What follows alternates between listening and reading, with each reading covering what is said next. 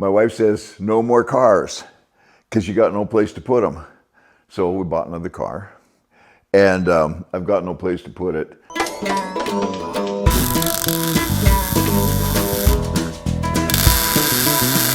This is the donor car for the 46 Chev Coupe. And this 86 Monte Carlo SS, which is in really good shape, got a lot of good parts on it, only 100,000 kilometers on it. And it got T-boned, but the frame actually isn't even bent, so I don't know, it wasn't that bad of a deal.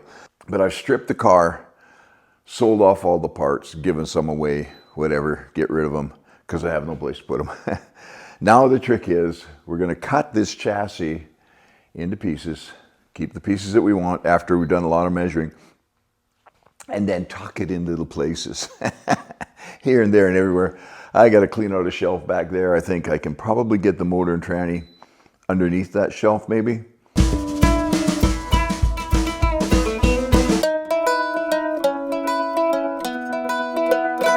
Today's challenge, we're going to pull this motor. I've got the wiring harnesses pretty well stripped off of it. I've got all the smog stuff torn off of it. The pieces are coming off one after another. And we can gather up this wiring harness. Okay. They've marked a few things that might want to know where they go. But for the most part, I'm probably just going to use the wires, the fuse box. You know, I love these fuse boxes because they sandwich together through the firewall of the car. That way you don't have to drill a whole bunch of holes. So I've got this.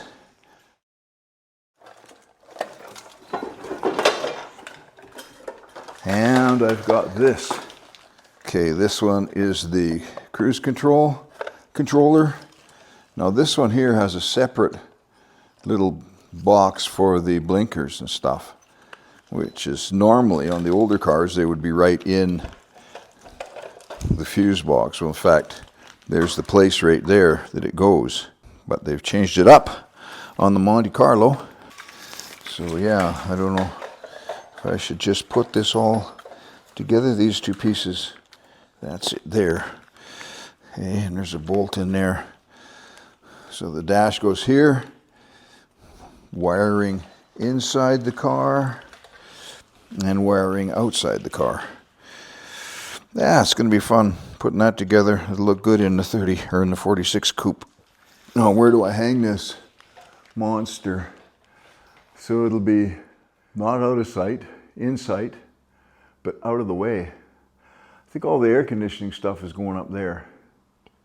And I can put this wiring harness up there too. Maybe I'll just tape it together somewhat or wire it together. How about that? Come on, precious. You gotta be a bit of a billy goat around here, because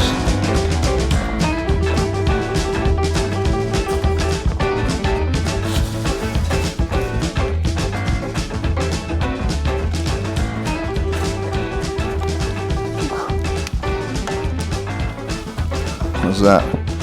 Out of the way? That's good. Then this is my previous collection of air conditioning parts. Oh yeah, I've got a heater coil over there too. That's good because I need to make a heater. So the plan is that we'll skinny it down, get rid of those manifolds, exhaust manifolds, intake manifold, probably change that up and put a EFI system on there, one of those self-learning things. I haven't had one of those yet. I've got a couple of TBI vehicles, but the aftermarket ones are going to be kind of fun just for a change. And you know, some chrome valve covers and stuff like that. I don't know if I'll use the fan. I might use an electric fan, but so we'll keep the fan for now until we see some of that stuff. There's air conditioning pump. I don't know. My wife's asking for air conditioning in the car, of course, so we may keep that and sort out how to mix and match. We've got lots of air conditioning parts around here off of Chevys. Could put them together and probably make a air con. I've got to make a heater as well. That's one of the most difficult things, you know, with an old hot rod. If you actually plan to drive it, you've got to have heat, defrosters, and hopefully air conditioning, because yeah, it's just hot and smoggy in the cities now. So man, you got a lot of good stuff here, but where am I going to put this pump?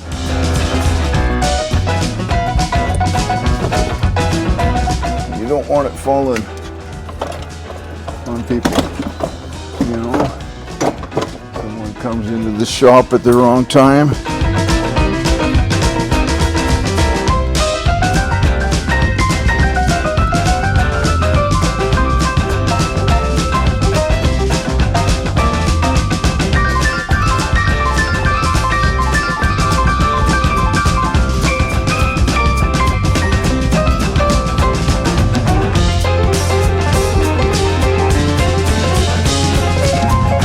Here's another hunk of wiring harness.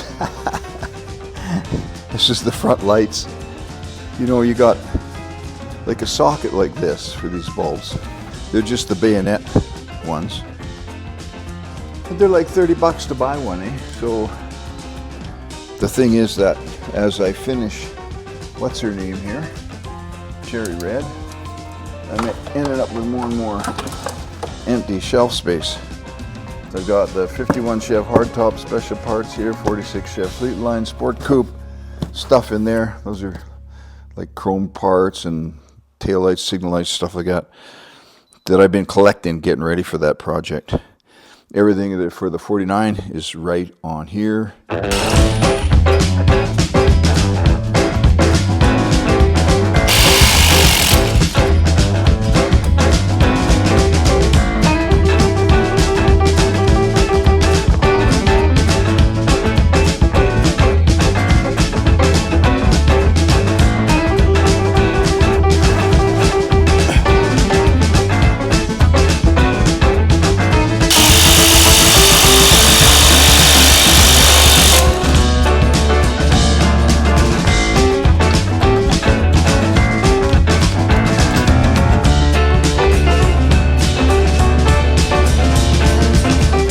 Her name over. She's been sitting here for, you know, a few years waiting to pull an engine. It's like, when do we get to pull an engine? The grandkids play on it. It goes up and down and up and down with a grandkid on the hook and another one pumping it. Or two on the hook or whatever. They've never found anything heavy enough that they couldn't lift. They built this engine lifter, well, to lift everything years ago because I had nothing in my two-car garage. It'll actually go up to an 8-foot ceiling, which is how high my garage was. And I could actually put like bodies off and on the chassis by sticking this through the window. And this bolt here with a 2x4 on it, or 2x6. So, pulling a motor from a bare chassis like this is so crazy easy compared to most stuff we do.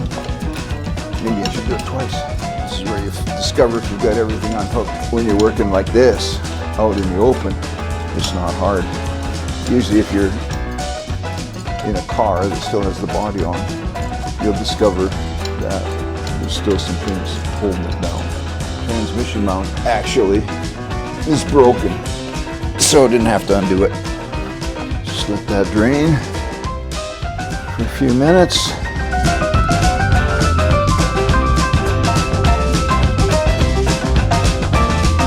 Bale of shavings, wood shavings handy for picking up all of the stuff that falls on the floor. That's where fluids go. They go on the floor. They run downhill every time, all the time. So now a pertinent question is, should I rebuild that tranny? Refresh it? I mean, there's so many stages you can do. I could just tear it down and put new clutches in and clean it up, new oil and new filter, and you know, that's whatever it is, less than $100 Canadian to get all that done, and probably worth it, because then, well, they're good forever, you know, until you burn them up, right? Like, that's usually what happens to them, is they get burned up. So as long as your clutches are good and you're not overheating it, you keep the oil up, and the oil's good, in good shape, right? Transmission fluid. So you're going to want to change all that anyway, so I'm going to pull the pan off. I probably will rebuild it. It's kind of fun. I've never done one of these before. This is a 204R transmission, 3-speed transmission with overdrive, or you call it 4-speed. And they're an older transmission. They're pre-700R4. I've got a 700R4 in the shelf here that I've already rebuilt that I could just put in there. But I think I'll keep it for the next project, because this is a good transmission, well mated to this engine, and I've got the whole drive line, rear end, the right gear ratio and everything, so it'll drive just like an 86 Monte Carlo. And I was just telling my wife that it's going to handle really nicely because it's the SS model and it's got heavier sway bars, and yeah, it's done up for a little more of a super sport experience, and it's going to make that little Chevy coupe handle really nice.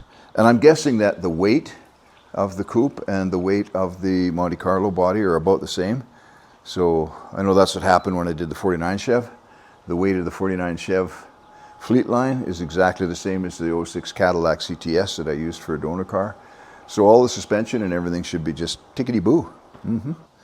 Now the next thing is we are going to, well, clean this up, and then we'll remeasure some of the angles and basically record the way that the front clip suspension relates to the back. Now this chassis is 108-inch wheelbase, and the 46 Chev is 113-inch wheelbase. You look at those little coupes and you think, those are small. No, they're not. They're way bigger than a normal car, really stretched out. Hey, so we're going to have to actually lengthen the drive shaft, which is a lot more challenging than shortening it. I imagine. Depends though, because, well, 108, 113, so you're only like 4 or 5 inches. Nah, I'll bet you that the transmission of this one is more than 5 inches longer than the transmission on that other one. And if that's the case, we'll probably be shortening the drive shaft maybe a tad. Wouldn't it be something if it actually fit? I've never had that happen. It could though, you know, like at some point there's a certain measurement. All right, let's get this cleaned up.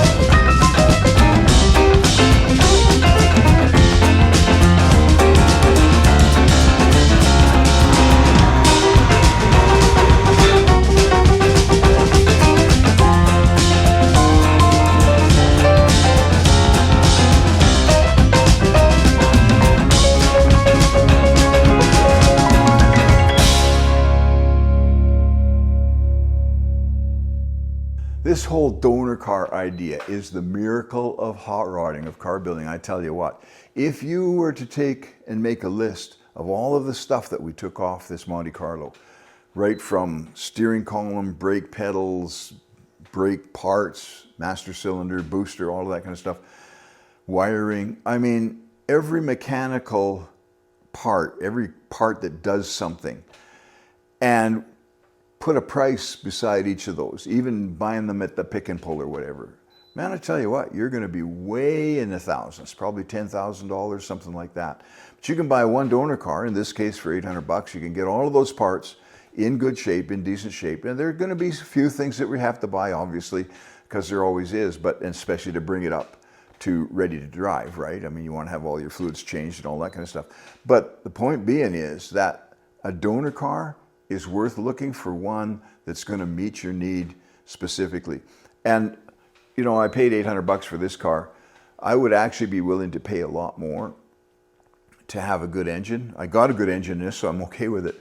But most of them that are actually running and decent engines are probably in the $5,000–6,000 range. Probably still worth it, you know. I mean, my wife would have a bird if I drug something in for $5,000 and started tearing it apart. She wouldn't understand that. But $800, she can get her head around that, so that works. But the other thing is, the reason that I got this car, it's an ideal car, is because I've been watching for a couple of years, right? As soon as I bought that 46 Chev a couple of years ago, we began to watch for the donor car, research to find out what was going to work, and obviously it's going to be the G-body, and the Monte Carlo is better than the Cutlass, the Oldsmobile Cutlass, or the Pontiac Grand Prix, because it has the Chev engine rather than the Olds engine, and I would rather have the Chev engine because I got the parts, right, to fix stuff and easy to work on, so, and probably better resale value. So find yourself a good donor car. Take some time. I mean, I did. I watched online and searched and set notifications, and 2 auctions that I went through, online auctions, tried to buy a car. They got to a certain price, got to $1,300, and I let them go because those are sight unseen. And that's the issue with the donor cars. So many of them are sight unseen. So I bought one time in Ontario for my 42 Chev. Yeah, that was not good. I bought a Suburban for $2,500. That thing was a wreck. It wasn't worth $100. So sometimes that happens too. So I've learned to be really careful. Not that buying online doesn't work, but you got to feel it out, and you can kind of tell what's what, you know, get a little bit of the story, get somebody who's willing to talk to you a bit, tell you what's in the car, what the car is made of. And you're looking for one of 2 things, depends on what you like. If I wanted to make a real hot rod out of this 46 Chev, which my wife doesn't need a real hot rod, she just needs something that drives nice and has got decent power, I would be looking for a Monte Carlo that somebody has already souped up the engine. It's probably got a cam in it, got headers, got a bunch of stuff like that. He's put a bunch of money into it, maybe a distributor and whatever, carburation, because it's going to save me buying all of those things. Or you find one that's original and hasn't been touched, hasn't been tampered with, because there's some big advantages to that as well. So decide what it is you need and watch for it, watch for it, watch for it. Take your time. There's a lot of them went by, a lot of them got sold, and I missed them, and I'm like, okay, whatever, there's one for me, there's one coming for me. And turns out, if you're willing to wait, you'll usually get the best.